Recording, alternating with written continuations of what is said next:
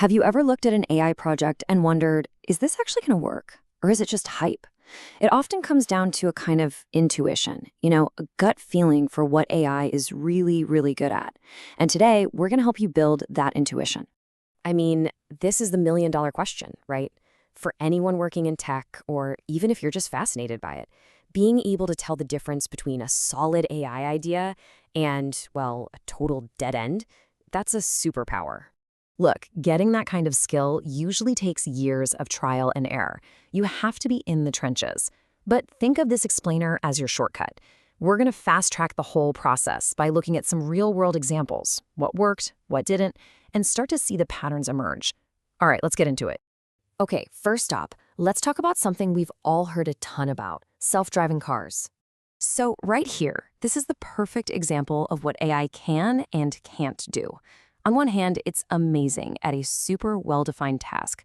Give it a picture or sensor data, and it can tell you, hey, there's a car right there, with incredible accuracy. Easy peasy. But what it can't do is understand human nuance. Think about it. A police officer waving you through an intersection, or a cyclist just pointing to show they're turning. All those little human gestures are a complete nightmare for an AI to figure out.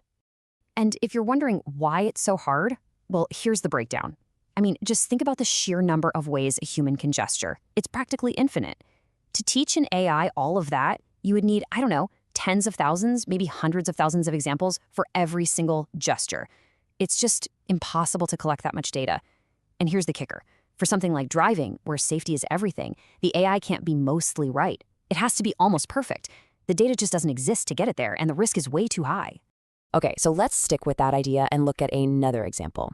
We're going from the road to the operating room, or at least the radiology department.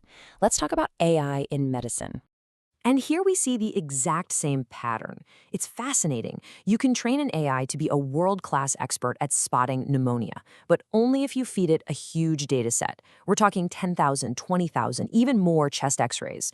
What it absolutely cannot do is learn like a human. A med student can read a chapter in a textbook, look at a dozen pictures, and start to understand the concept of pneumonia. AI doesn't work that way. It needs tons and tons of examples, not abstract ideas.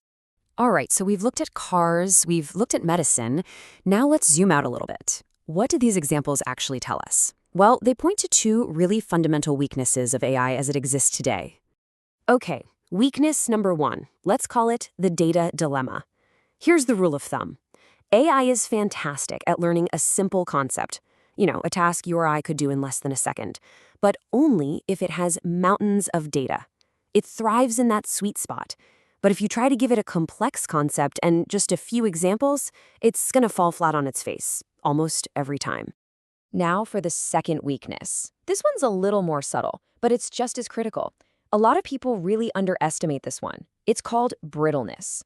And what it means is that an AI can completely freak out when it sees data that's even a tiny bit different from its training data.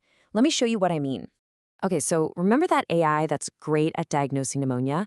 Let's say we trained it on thousands of these beautiful, super clear, high-quality x-rays.